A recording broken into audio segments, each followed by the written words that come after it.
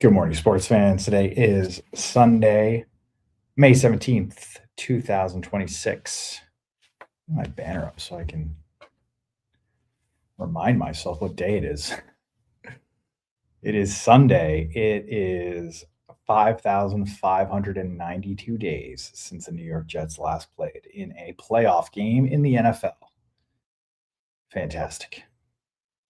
How you doing? Good morning.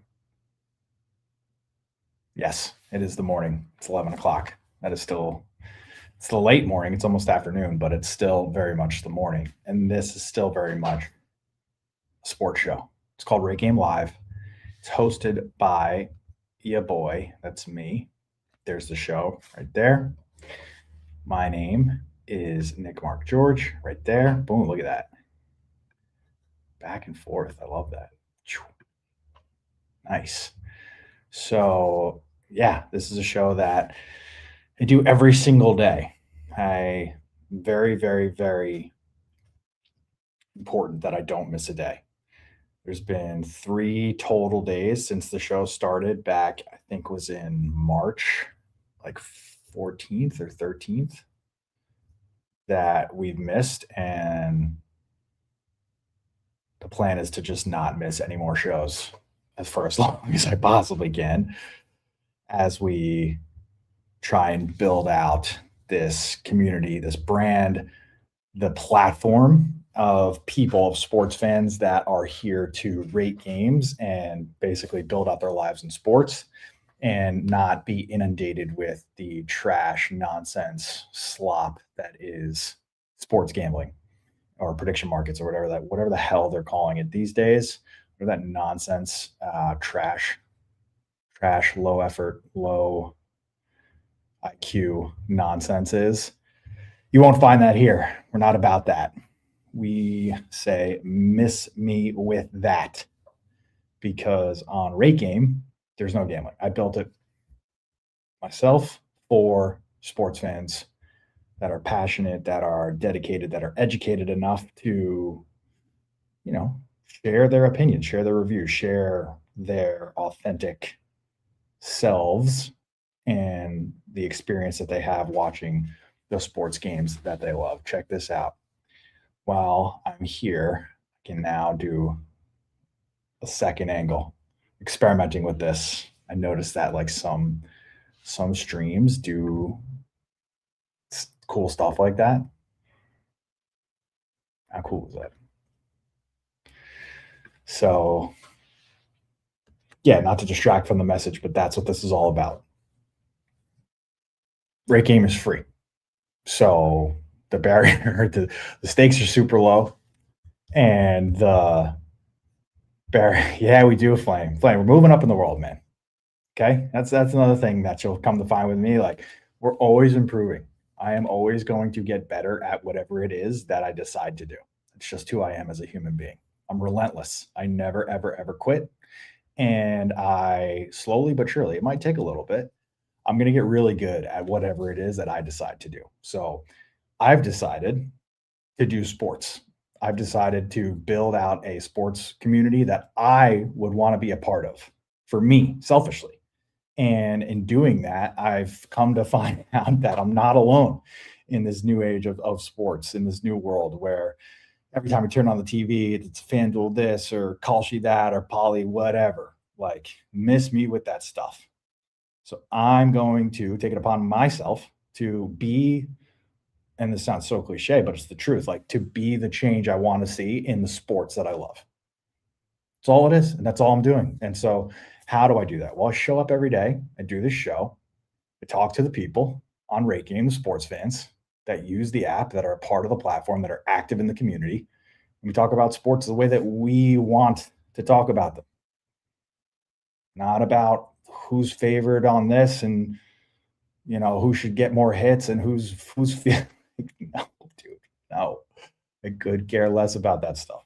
What I do care about is the games, like the quality of the games. Great games. Some games are better than others. We know this as sports fans. So why not talk about the ones that are? Really, really simple stuff, folks. So that's my little morning rant. My name is Nick Mark George. I start the show off every morning the same way. Ask and answer a very simple questions, 4 words, were the sports good? And then I also prepare a little rundown that really kind of guides us. It's like the little segments that we talk about. It's you're super familiar with it from all of the different sports shows that have come before me, like Pardon the Interruption, like Around the Horn. You see the little menu that we have for us. Or the sports good. Talk about game 7. So there was one last night that was for the future game 7. Buffalo Sabres came into the Bell Center and just basically mercied the Habs. I think they went through 3 goalies last night. I'm sure Flame will connect me. Raise out, dude. Yeah, dude. Just for the people, just for the regulars. How nice is this? I feel like you guys are like behind the scenes now. Like we're getting professional here. So, yeah, there is now going to be a game 7 today, and then a game 7 for basketball, and then a game 7 on Monday for the NHL. So 2 game 7s. Subway Series is in full swing. The Mets and Yankees are giving us a blooper reel for the ages. Take a look at some plays there. We also have, they went through all, yeah. We also have the Red Sox and White Sox doing well, doing good, winning is what I meant to say. We have a breaking news as of this morning. We have a back-to-back MVP for, I think it was like the 14th time I read that stat, which is insane, but also not surprising because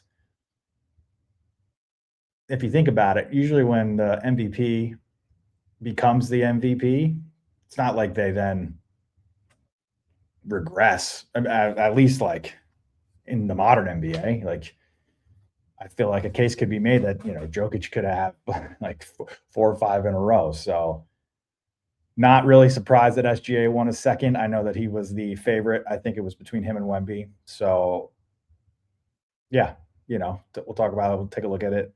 And then we will close the show as we always do. We'll spin the globe as we march towards the promised land. World Cup. It's coming. 26 days. All right. So let us begin. Checking in on the old board of truth. We had pretty, I would say, not much variety, but certainly volume in terms of the games played. We had 30, which is nice. That's healthy for the weekend. 4 active leagues. We had baseball, the National Hockey League, English Premier League. I think that was from this morning, or we might have had a game yesterday. But we definitely have games this morning. We had a game that just ended actually with Manchester United. And Major League Soccer. Major League Soccer was all over the place yesterday. Lots of games going on. So of the 30 games played, 217 ratings, 700 platform ratings. Wow. So over 3x the window, the 24-hour window rating, which means that somebody probably went nuts. Maybe not somebody, maybe multiple people, which is always amazing. Love that. New people finding RateGame, going in and just getting themselves up to speed, rating games that they love to watch from yesteryear. So 6.17 on the low side. Looking at the bar chart here, big old spike, 161 coming in at 2 a.m. Universal, which is 8 p.m. Eastern. 2 big spikes. English Premier League with the 1 game and the 2 ratings. Yeah, so I think that's from this morning. The NHL last night, that was the Sabres just taking the top off. MLB, 15 games, 141 ratings, 612. Not bad. MLS, similar boat. So there's your 4. 2 went green, 2 went yellow. The volume and the yellow is relational. You are looking at greens up top with the singularity, 1 and 1. All right, so going back to the old board. So if somebody asks you, were the sports good? You can say, yeah, they're all right. Depending on what you watched, say, yeah, mixed bag.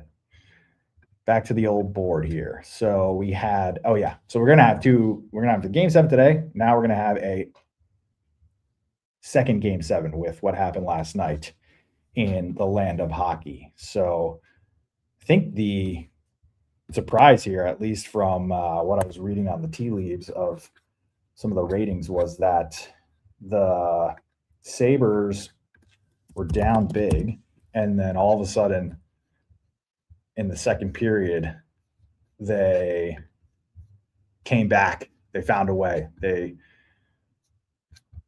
Something happened. Something snapped, and it is now. There's really not that many clips of it because it probably happened so fast. But this was. They were down 3-1, and then this is in the second period. Oh, I also want to try out this new. Layout. Here we go. I was experimenting with this before. I think this really fills out. Yeah, there we go.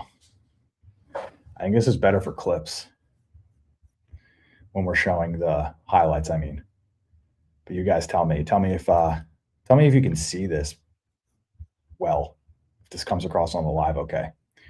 So Buffalo had already come back. They were down 3-1. This is now 4-3, and this is the pretty much like when I think the wheels really came off here at the Bell Center. Oh, wow. Goerg went floating into Darlene behind the net. The other way comes Zucker. Talon scores! Sabres are a wagon when it happens like that. So here was then the right up here is Dobis had been pulled following the Sabres' 6th goal, leading to Jacob Fowler making his playoff debut. Both starting goalies got pulled in this one. Let's see. Comes the playoff debut for Jacob Fowler. Well, you might as well, because you're certainly going to start Dobis in a game 7. Give him a little bit of rest. So here's Fowler. 9-6-2 in the regular season. And he let up 2 goals. 908 save percentage. Man, crazy. So Buffalo was pulling their goalie for one reason, to give him rest, and then the Canadiens did the same. You basically, you got to cut your losses. You got to get ready for game 7 at a certain point in time. So why not get the guy some burn? Why not get the guy, some time in the net just in case? Let's get to the takes here. Very interested to see what our guy. This is probably not the best for this, though. Let's go back to this. There we go. Okay. Nice. I like this. Okay. This makes sense to me.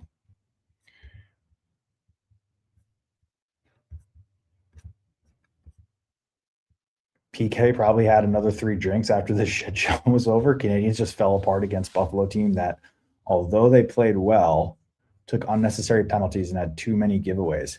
Tendies don't watch the highlights. Fowler and Lyon were looking like a sack of potatoes in net. Habs fans, this is a night to forget. I like that, Rafiki. I like that a lot. He picked the hat, or they picked the Habs. Uh-oh. Just a okay, here he is. This is who I was looking for. The number 1 Habs fan, the man who also, just to give everyone who might be unfamiliar, this man retook the lead on most rated games of all time in this app, on this platform. He has rated, oh my God. He's coming up on 11,000. Holy smokes. I think there's been like 19,000 games all like since 2020, March 2024. I think the whole platform has like 19,000 games. So he's rated over 50% of all the games on RateGame. There's two guys actually. Let's see the actual deal here, because I know that he just overtook Ganol's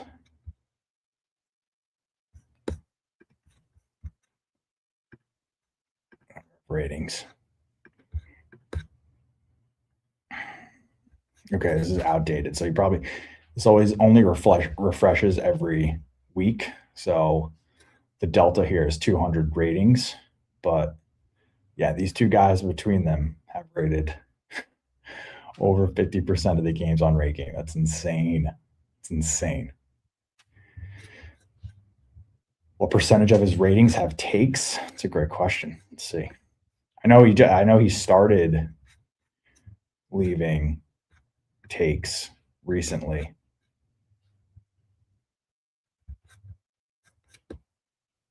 Number 4 in RGS.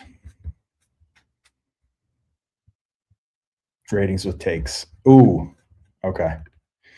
Good call out there. 578, dang. So less than what? Less than 5% of his ratings have takes. But I'll give him credit. Like, I think he's now rating consistently with takes, and they're like well thought out. He'll never, I think it's, average words take. Yeah, so when he rates with a take, he has very lengthy takes. Well thought out. He's rated every single Canadiens game.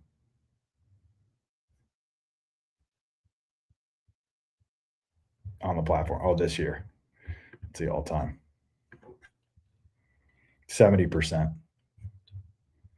Flame, are you 100% on all your Canadiens games? Or all your Flames games? Should we do this right now? Should we go look up Flames profile? Let me see.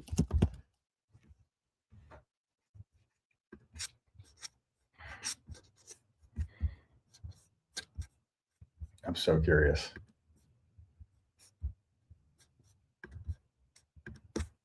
Wow, a hundo. 100% on Flames and Ravens. Dang, man. I mean, Ravens still impressive, 39. That's preseason too, I think, right? Wow. 50% on Raptors, 100% on Arsenal. Oh, that can't be right. Oh no, because that's champions. Right. There's two Arsenals. Very impressive, Flame. Number 5, longest streak. Number 2 on the RGS. Number 20 on rated games. Fantastic. And that's like genuinely, I feel like for you, Flame, you are at least watching. I feel like it's like 1 or 2 games where you had to extend your streak. Go check your words. Let's see. Total words. Wow. 186,000. Dang. 1,000. I mean, have you ever left a rating without a take? No, right?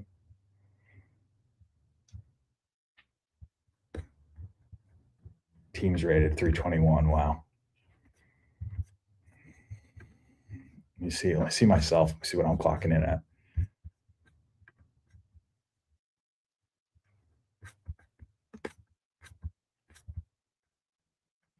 $79. All right. Not terrible.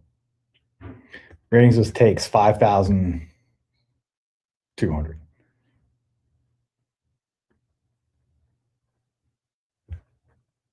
Oh, 719 teams rated. Let's go. Let's go.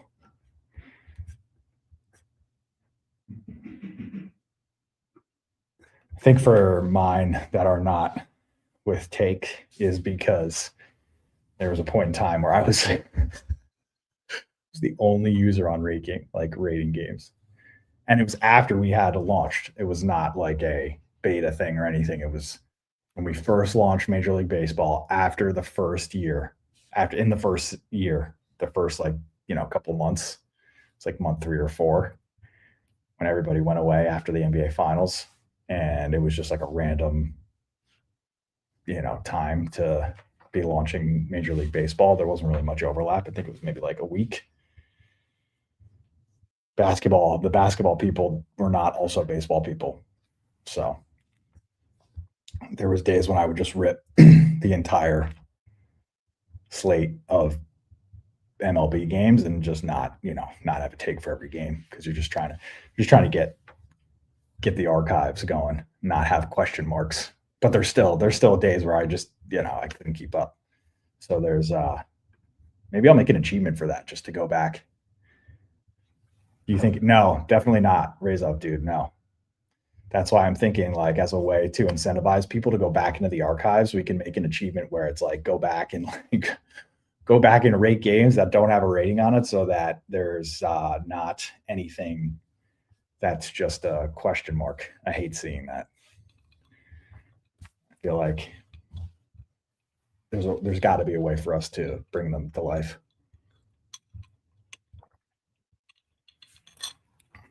Yeah. Only guy rating MLB. And it's funny because I said in like one of the newsletters, one of the rate reports, I was like, just kind of naively saying, I'll rate every MLB game if I have to. Sure enough, I was rating every MLB game. So funny, man. All right, back to the takes here. Had Breton. Oh yes, sorry. I was about to read Breton's. That's what got us started on this whole little side quest. So the number one Canadiens fan and the most rated games of all time in RateGame says, so freaking pathetic. Like the Habs were in full control with a 3-1 lead. We always start off so soft and give them the lead, but at least we were always able to come back.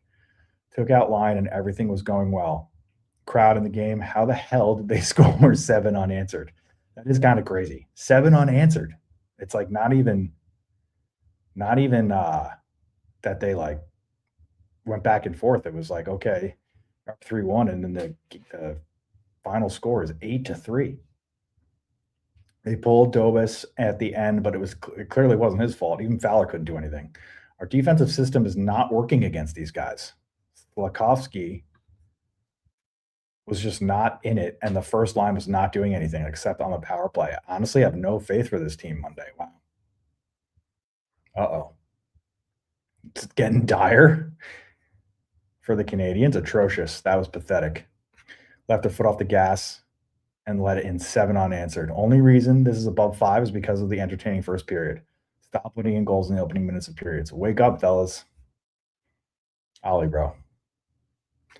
Thrilling start became a drubbing. Man, what the fuck are we doing, dog? Best game so far. Ooh. Hey. Haven't seen him in a minute. Logie. Great to see you. All right, let's see. Sabres fans. Wow. Buffalo was buzzing and everyone finally started to come alive that game. Matt Schmidt, he was at the last one. I don't know what possesses this team when they go on the road. It is night and day. Lyon getting in 3 goals on 3 shots and getting pulled would lead you to believe this game wouldn't end well. But UPL showed up when needed. Game 7. Gotta have it. Oh, now do you believe? Now do you believe? We're going to 7, baby. Let's go. That's the number 1 Buffalo fan right there. Neutrals at a 7-1. Habs lock in. First period was fantastic. 6 goals, power plays, fighting. It had it all. The Habs were trailing this game 30 seconds into it. The Habs were trailing this game 30 seconds into it. Buffalo scored first. Buffalo play fast, aggressive, gritty hockey. The series was always going 7. Buffalo is going to be rocking tomorrow night. To 7 we go. Here we go. 2 best words in sports, folks. So that's your 7. And then the other 7 is obviously our poor. I shouldn't say that. Not our poor, but, we got the Game 7 James Harden is going to grace us with his presence. Take that however you want. Doesn't have the best track record, as far as I know, that Game 7 James Harden. So, and it's absolute crime that this game is not at 3:30 today on ABC. It's ridiculous. 8 o'clock on Amazon Prime. Like, come on, man. What happened? What happened? What are we doing? Can't have a Game 7 at 3:30 on a Sunday? That's like how you get the most viewers. And all this stuff that's coming out now with streaming and counting streams as view, like somehow the NBA is trying to say that with the move to streaming, they have increased the viewership for the playoffs. When half the time you say what channel's the game on, or like what streamer is the game on, and if you're not subscribed to it, you're just not going to watch it. You're just not going to watch it because it's just at some obscure time on some streamer. Like, think about it. You have to have Peacock, Prime, ESPN, and or ABC, but that's the same thing.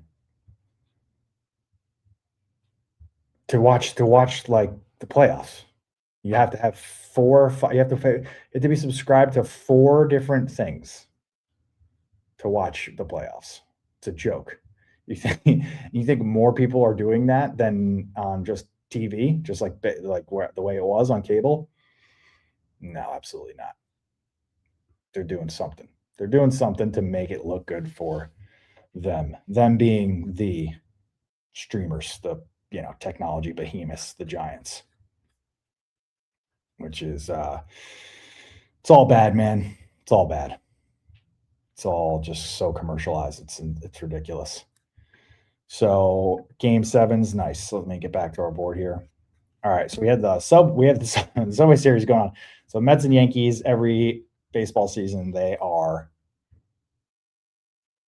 2 series they play. They play one at Yankee Stadium and they play one at Citi Field. So the current chapter here is providing us with some gold in terms of the comedy of errors between these two. So we'll start off with my guy, Carlos Rodon, who was on the mound last night. You had, bottom 3, it seems. Yeah, bottom 3, 2 outs. Yanks up 1-0, and Carlos Rodon is, what's the count here? Doesn't say the count, but there's 2 outs. It's bottom 3, and here's what happened. 2 out. Vientos takes one that gets by everything. It's still in the air. Now the throw's home and wild. The tying run is in. Here's the go-ahead run. Bonkers. He just skied that thing. That's crazy. It's like the exact worst place that you could overthrow the ball. It hits it right on the corner. And look at that. Look at how high this thing goes. Loaded 2 out. Vientos. Like, watch this. It's about to go. Takes one that gets by. Just goes rockets. Takes. Wow. Like, look at that. Look at the launch angle. There it is, right there. It's going boom, like right off the screen. Takes one that gets by everything. It's still in the pop up. He catches it. The tying run is in. Here's the go-ahead run. Bonkers. That's 2 overthrows. Is that 2 errors in a single play? Can that happen? Can you have that in baseball? 2 errors with 1 person? Interesting.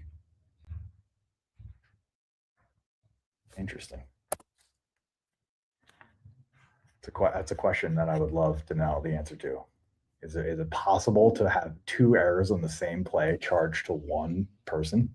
And is an overthrow an error? Is a wild pitch an error on the pitcher? Or is it just a wild pitch? So Yankees had first serve there, and then the Mets were like, Hold on a second. Hold on, big dog. We got you. Welcome to the party. We're coming. We got something for you. Don't worry. Bellinger flies the first one to right center field. Bench drops the ball. Oh no! Oh no! The Mets. Oh no, the Judges in Nets. score 5-3.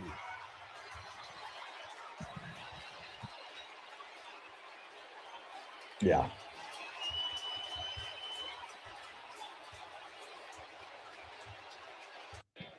That's the Bellinger rookie too. flies the first one to right center Such an field. incredible call. Bench drops the ball. Oh no! Oh no! The Mets. Oh no, the Judges Mets. in the score 5-3. What a call. What a call.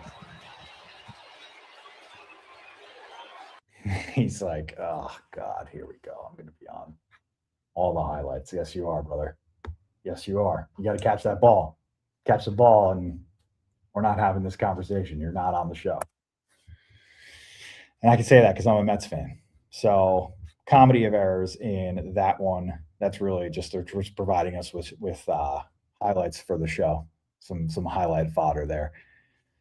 This one, though, this next one, I think is so impressive. So shout out Jackie or whatever his he's not here. It's like Sports Studio. Shout out Sports Studio, aka Jack Sauer. Is he the number one Boston fan? I think he is. Not often that we're having the Sox on for the right reasons.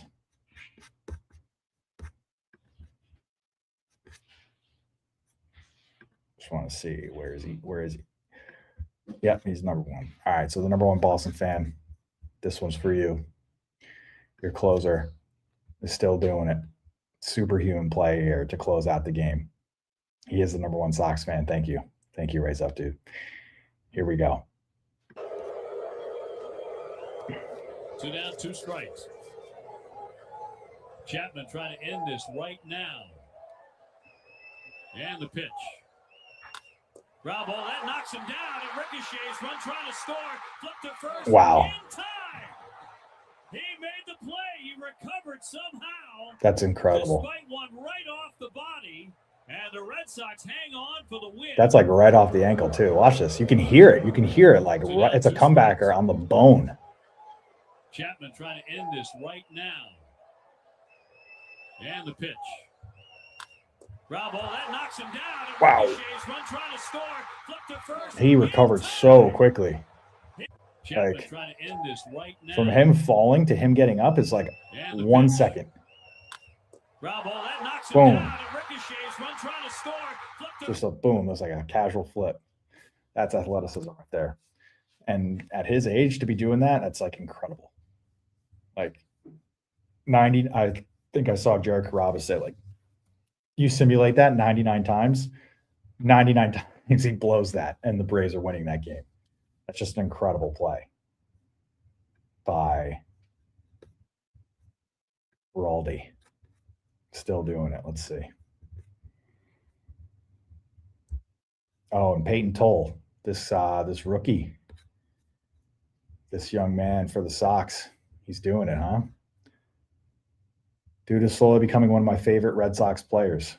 Shaved his chest hair to write USA, and on the mound is an absolute stud. Did he really do that? No way. Look this up. Oh, this is who Peyton Toll is. He looks like a legend. He's very, very patriotic here.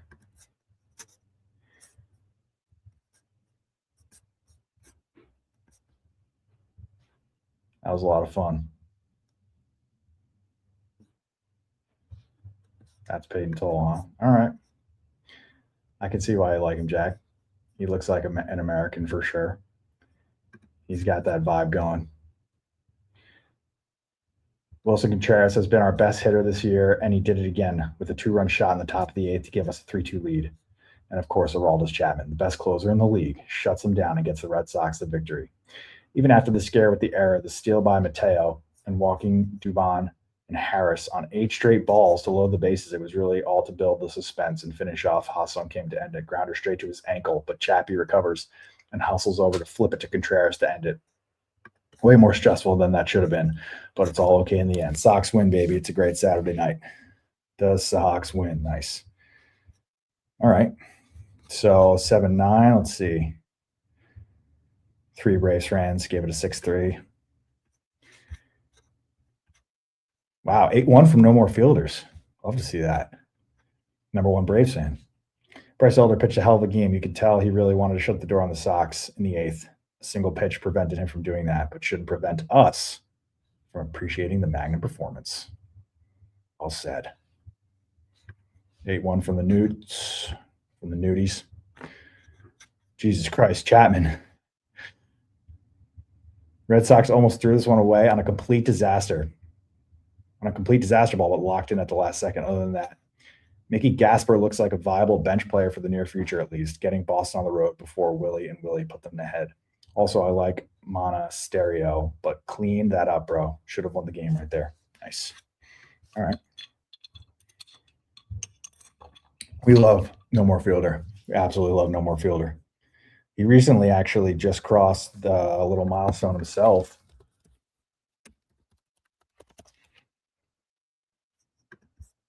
With his 500th rating, yeah. One of the more active creators we got, especially when he's in season. He's a Braves fan, so going to be rating Braves games.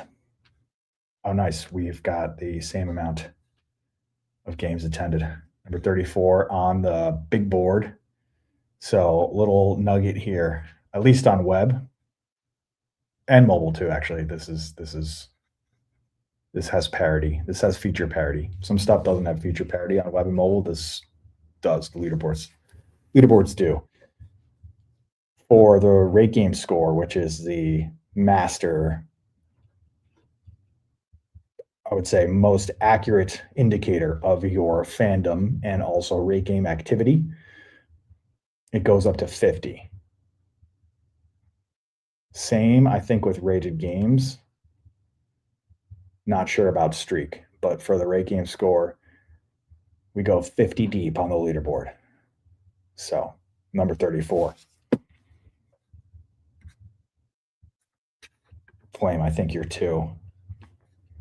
Let's see, and you can also see. Yep, Flames 2. Ganoles is 3. Interesting. So, Ganolzi, and this is why, because the RateGame score is designed to award points to ratings with takes, which Ganoles has.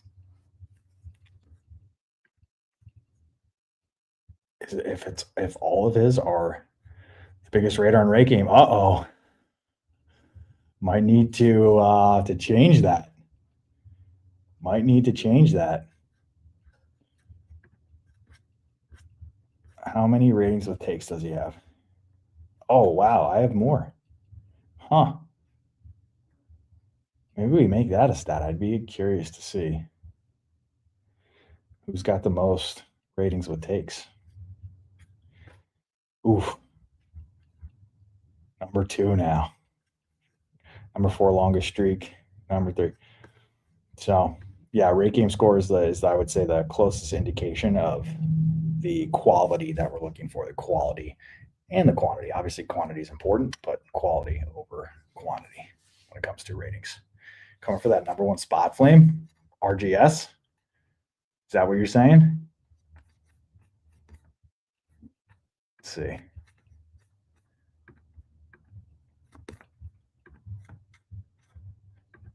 I think you're, 6K behind me? An even 6K, wow. An even 6K behind me. I mean, you've only been on the platform for what? A year? Oh, you've been on it for 2 years. Okay. Yeah. Well, you will definitely pass me. It's only a matter of time. I'm not going to pretend that I'm not giving that up. It's part of the process, you know. Can't be number one forever. That wouldn't be cool. I'd be, if I was on the other side, I'd be, what's up, Kings fan? How you doing? How's your Sunday? I would be probably annoyed if the person who, you know, built the thing and is like running the thing was the number one on the leaderboards. That would be weird. I wouldn't appreciate that. Or if like I didn't see that there was a way to overtake them or beat them. Because it's like, hey, you got a head start. You built it. So I think it's a rite of passage, you know? It's like gotta be a gracious, not even in defeat, but just like, you know, ceding the reins. It's a good thing. It's definitely good. It's good. It's good for the platform. It's good for the community. All right, let's get back to. Oh, so Chapman was handling biz for the Red Sox, and then in the south side of Chicago, we had the other Sox in action, and we have the Samurai. First of all, we had. I think there was like a stoppage in play here, which is what we're looking at. And the Cubs were playing the White Sox. So it's like, you know, rivalry weekend in the MLB. They have all teams that are like the Rays are playing the Marlins, Cubs are playing the White Sox, Mets playing the Yankees. It's kind of like intercity, you know, where applicable, interstate, intercity. I love that they do this. Anyway, there's a stoppage in play, and the Cubs and the White Sox fans in unison are cheering about a common foe that they both share because of the Chicago Bears.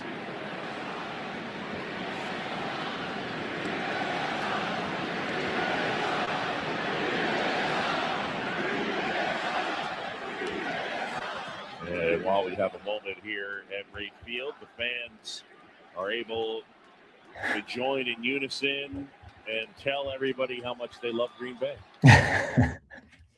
Can you guys hear that on the stream? Is that coming through okay?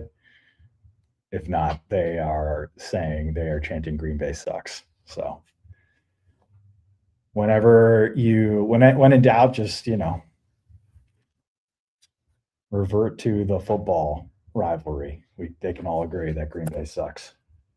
So that was before the Samurai put in some work yesterday. We had Murakami with a double feature. Second home run of the day goes boom.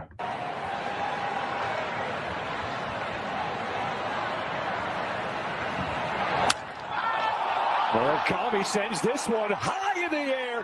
Back it goes! Get out! Second home run tonight for Murakami. Gives the old little horns. Done that in his career. Sheesh. What a performance from the Japanese slugger. He's such a force, huh? How good is this guy? He just doesn't stop. I feel like he's on pace to break the rookie record for walks and strikeouts this season. Wow. He just swings. He swings for the fences every time. What a beast. I feel like he wasn't even this good in Japan. He like came and then just started raking. If not for sure, he'd probably be leading the league in home runs, right? I mean, look at this. Look at the stance. So Japanese. Boom. Murakami So sends this fluid. one high in the air. Back it goes! Get out! The Japanese stance and technique is just so, I love it. It's so fluid. And the swing is just like so clean. Like everyone from Otani to him, Ichiro, they all have like that same like high wrist action. It's like all the way up here and It's all in the hips. So fluid. So both socks, pair of socks yesterday, getting it done. Murakami on the south side. Aroldis Chapman up in Boston. All right. So as I was, I should say, preparing for the show, the news came out that SGA is the MVP. And I think didn't really come as a surprise. I thought there was like an outside chance that Wemby would get it, but then the more I thought about it, it was like he obviously campaigned really hard and was well deserving of the Defensive Player of the Year. I don't think that I can't say it was played enough because that's not true. You have to play 65 games to be eligible for any sort of award. So he met the criteria there. But the Thunder were better. The Thunder were the better team, I think, record-wise. Number 1 seed, reigning champs. So, yeah, I think it probably was like, all things considered, you go to the reigning champ, the reigning finals MVP, who came back and had arguably a better season. So let's see if there's any graphics here. Should probably make it did you know for this. Oh no. They're kind of trolling him. Of course they are. They're saying this is the trophy for MVP. That's not right.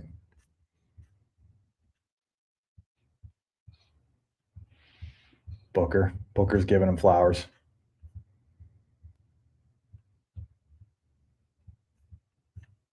Let's see what Sham says. Shams, what do you have? Multiple sources tell me this morning that Oklahoma City Thunder star Shai Gilgeous-Alexander has been voted as the NBA's most valuable player. This means he's won back-to-back MVP awards. Shai Gilgeous-Alexander becomes the 14th player in league history to win consecutive MVP awards. SGA led OKC to 64 wins, the most in the NBA, the number 1 seed as well in the Western Conference, despite the 3rd most missed games due to injury for any team in the NBA. And the accomplishments for Shai Gilgeous-Alexander are long. The first guard averaged 30 points and 55% shooting in a season in NBA history. Joined Michael Jordan as the only player to average 30 points, 5 assists, 50% shooting in 4 consecutive seasons. He did not score below 20 points in any game, Randy, all season. And now Shai Gilgeous-Alexander takes home. Okay. That's impressive. He did not score below 20 points in any game this season? Wow. That's impressive. I didn't know that. Did he play every game this season? Did he play every game this season?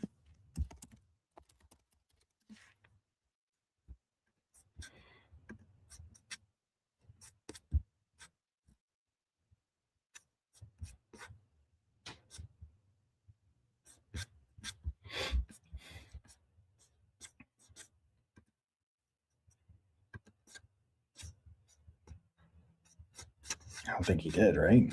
There's no way. Yeah, look at this. Look at this massive chunk. Modern NBA, man. He did not. Second Canadian to win back-to-back, the other being Steve Nash. I knew that one, Flame.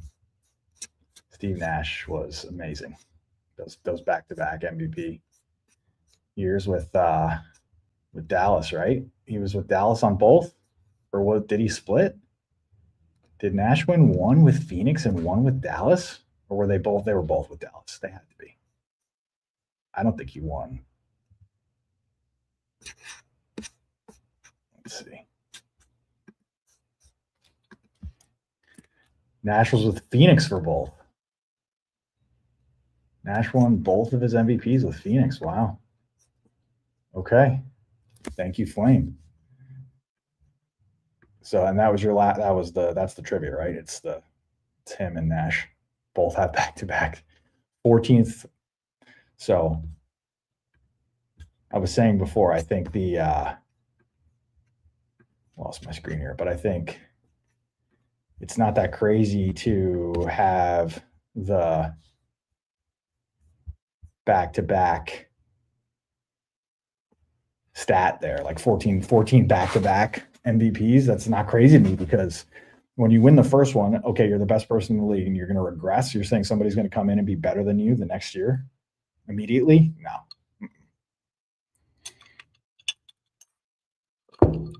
But I think this will be SGA's last MVP for a while. If Wemby doesn't get injured, I think we're about to see a stretch where Wemby probably rips off like 3, 4, 5 in a row. There's never been that many, but it also cements the 2018 NBA draft class as one of the best ever. Why? Because it was when, let's take a look.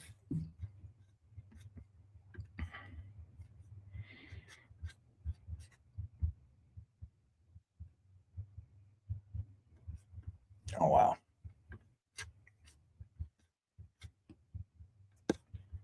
Can't see this, can you? Here we go.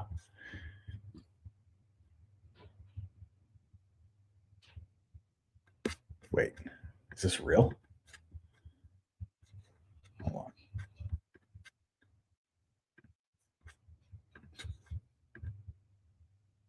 DeAndre Ayton is the first person in this draft.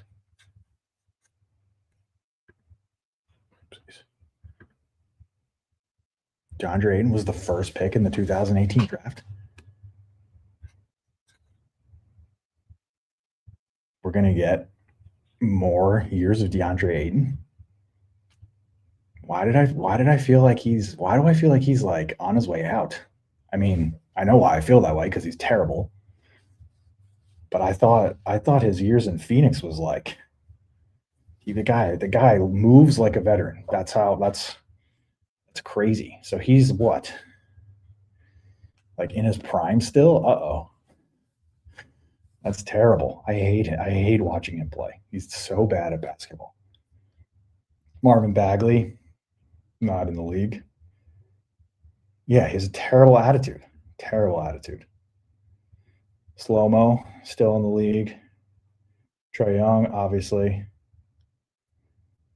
Mo Bamba, is he still in the league? I don't think so. Wendell Carter, yes. Sexton, yes. Kevin Knox, oh yeah. Oh yeah. I'll never forget. On a flight to Miami. Must have been right around the All-Star break.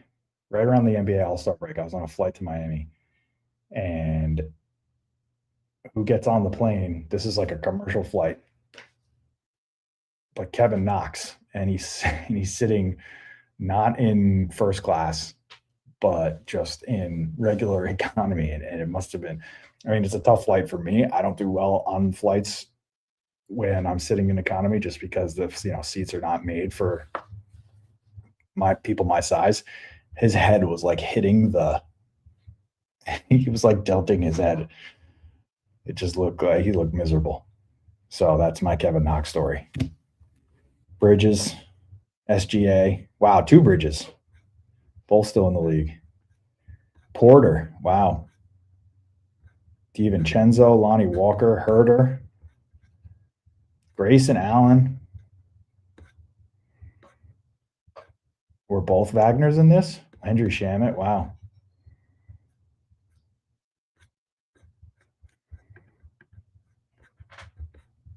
Brunson, oh my gosh. This is an insane draft, Flame, you're right. This is a crazy, crazy, crazy draft. Wow, Mitch and Brunson are in the same draft class, and Bridges, obviously. Bruce Brown. Melton, I remember him. Shake Milton, wow. Melton and Milton. Oh, Costas, of course. Who could forget?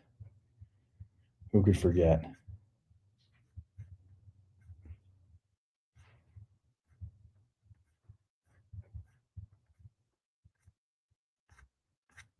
Where is it? I don't even see it. Oh, there he is. Yeah. 11. Dang. Wait, guard from the United Kingdom? Is that where he was playing? Now he's got Luka and Brunson in the same job. Yeah, I mean, never forget, they let him walk. They let Brunson walk. They didn't want to pay him. Never forget that either. See, that's the even more crazy thing. They didn't want to match his. Oh, Kentucky. Got it. UK. Oh, man. Jared Vanderbilt at 41 on the Lakers. Oh, yeah, look at that. Nice. He's still in the league. That is a crazy draft, Flame. That is a crazy, crazy draft.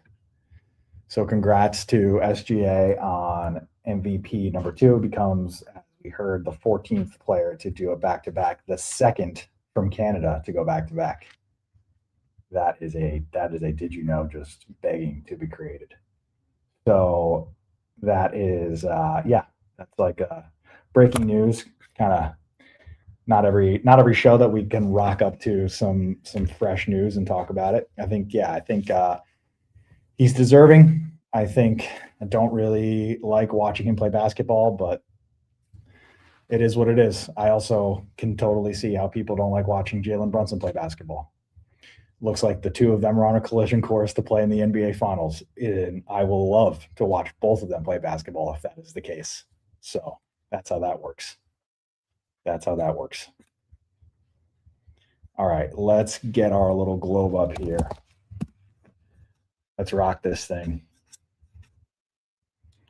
I don't know if the globe spin is going to be ideal on this framing, but we'll find out in a second.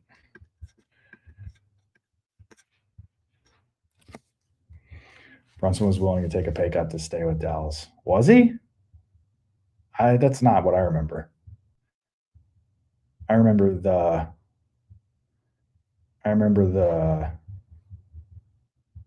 Cubes. Mark Cuban came out and was like, there was some kind of like inside basketball, if you will, with Rick, his dad, because he was already with the Knicks. So I don't know if he was willing to take a pay cut. I think like if he was going to stay with Dallas, in fact, the asking price was a little bit higher, which is kind of how they kind of, finagled or made it seem like the Knicks were, kind of playing by the rules. All right, let's see. Does this work? Do you guys think that the ball is too big or not big enough? Oh, here we go.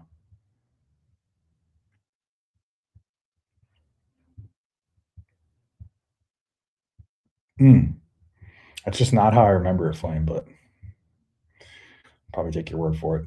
You seem to be more knowledgeable about this kind of stuff. You have a better memory than I do. Let's see how the old globe spin does on this little setup here.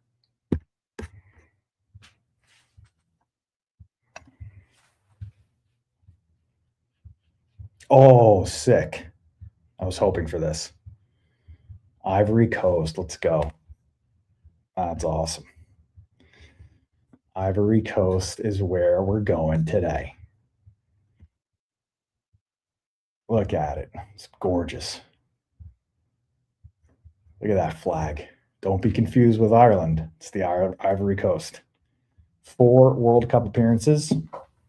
Best finish is the group stage. Group E is where they are in this World Cup.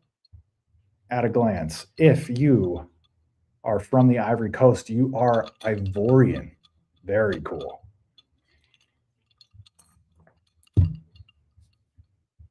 Their capital is Yamoussoukro.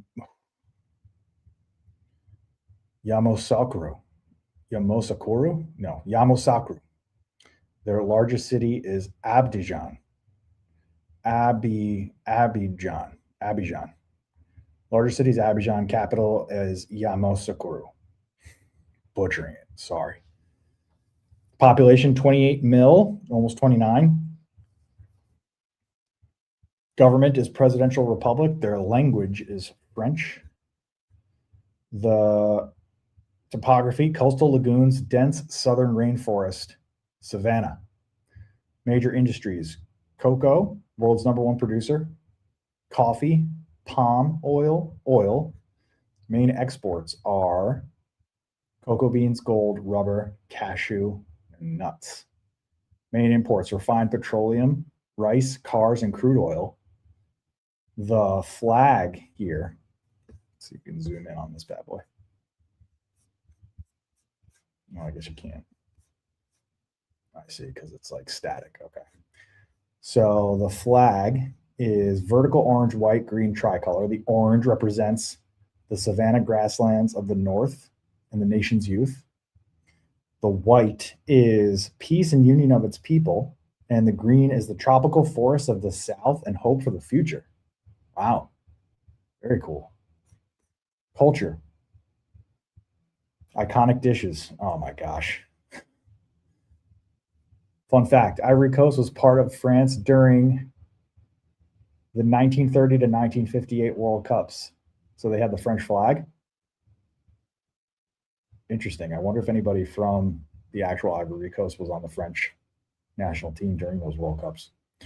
So the iconic dishes, atike. I just know I'm not saying that right. Aloko, garba, fotu, and kejenu. Ivory Coast, did you know? Ivory Coast produces 40% of the world's cocoa. Most of your chocolate started here. Very cool. Key dates, independence from France, 1960. 2006, World Cup debut. 2015, the AFCON champions. 2024, AFCON champion home. Notable people. Felix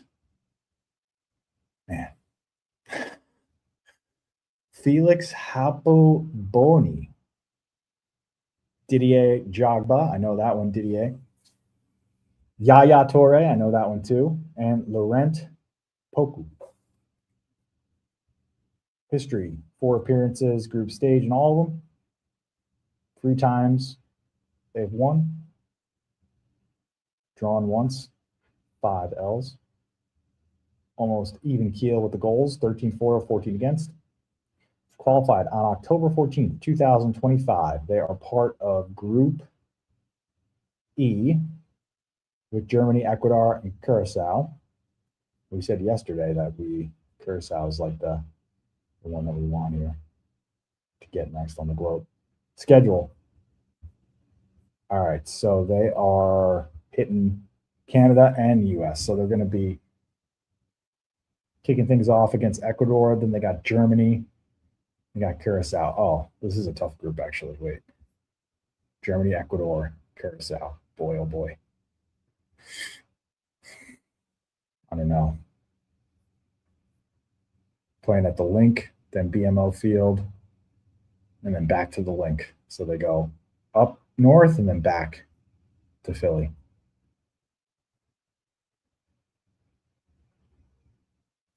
I seem to remember them too being fun.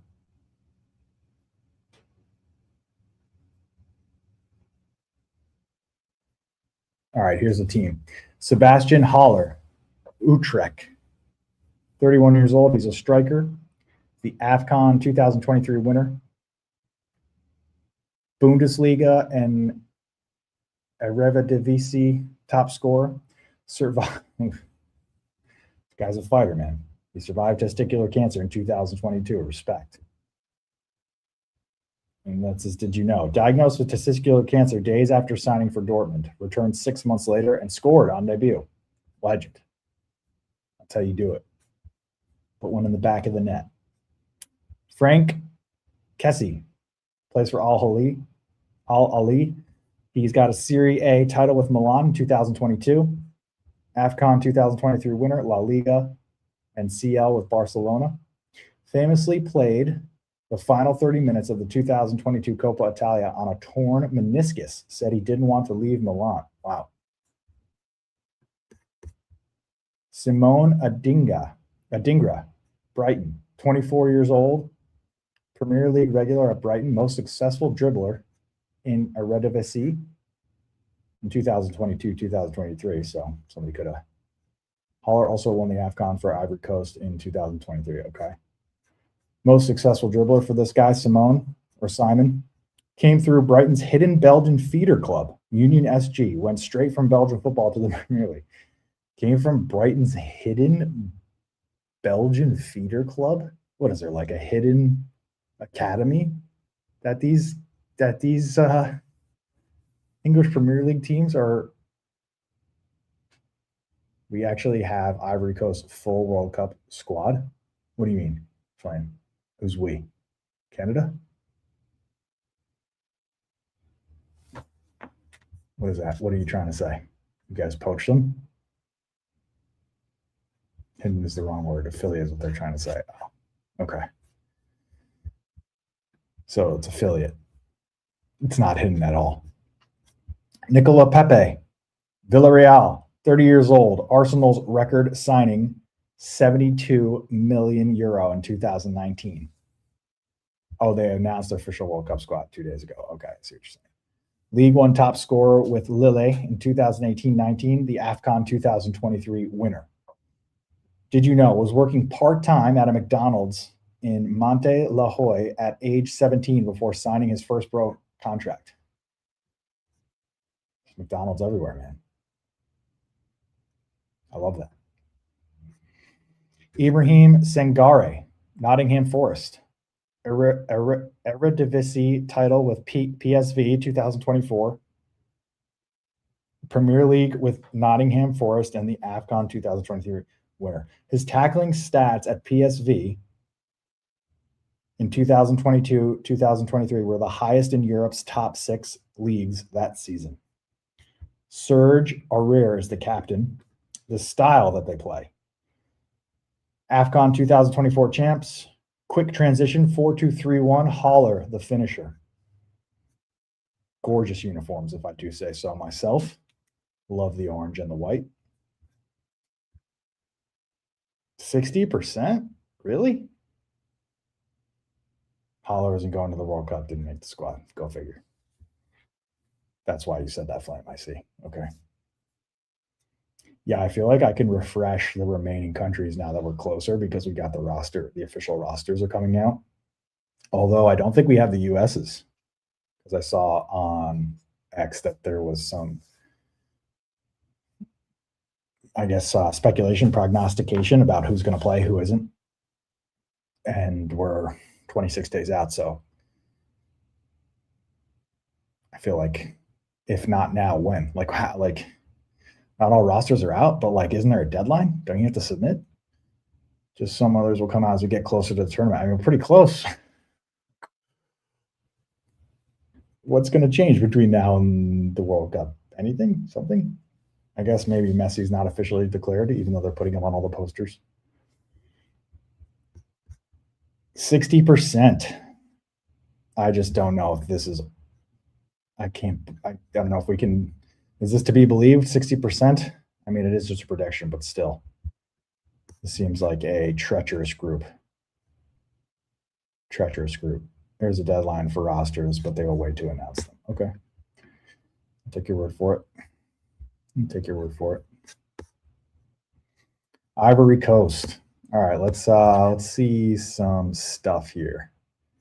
Go back to the big board. Wow, this thing's lit up. Holy smokes. We've covered a lot. It's not that many. Well, I mean, not that many. Still, more than 20.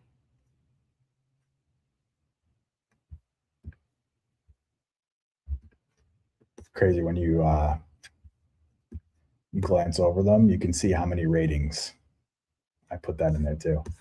So the United States has the lion's share, 151,000 ratings have come from the US. 95 from Brazil. Let's see how many from Canada. Oh, 25K from Canada. All right. Nice. Flame, responsible for over 1,000 of those.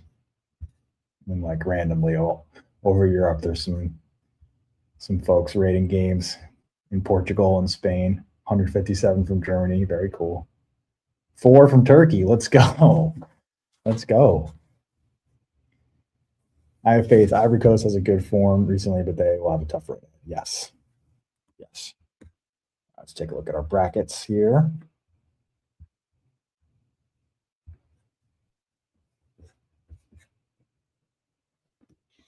Group G, man, just evading us. Just evading us right now. Not a single showing. Watch the final four spins before we lock for the host countries is going to be one after the other. Group G. Senegal, Norway, France. I mean, come on, where's France at? Where's Group I at too? Group I, very underrepresented. Group L, we just got a hit. Yeah.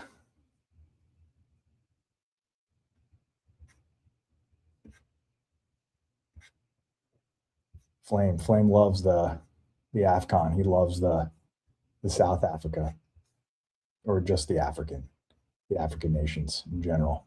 See if there's any ratings from that. Anybody from Africa been on RateGame?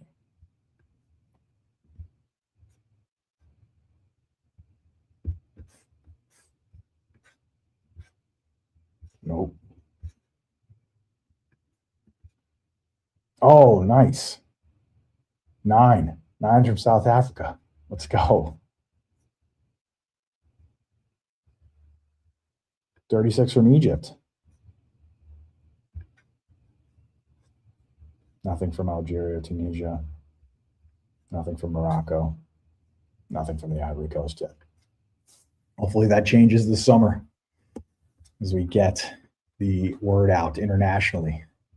It's an international app, so you never know. We have the ability to translate now, so you can pick in your language and hit the translate button, and we can see what you're saying. Doesn't really pick up on slang, but get the point across at least. All right. It is officially time to sign off, folks. Thank you for hanging out with me. Great to see everybody. Kings fan, raise up, dude. Flame. Be sure to like the stream, guys. Guys, you got to like the stream so people can see the stream, so people can come into the stream. We say hi. We welcome them into our community. More fans on RateGame equals more fun. RateGame is free. It is fun. It's for fans of all ages. My name is Nick Mark George. I am signing off for today. It's a great day to rate some games. There's 26 days till the World Cup. I'll be back here tomorrow, 9 a.m., same place. Until then,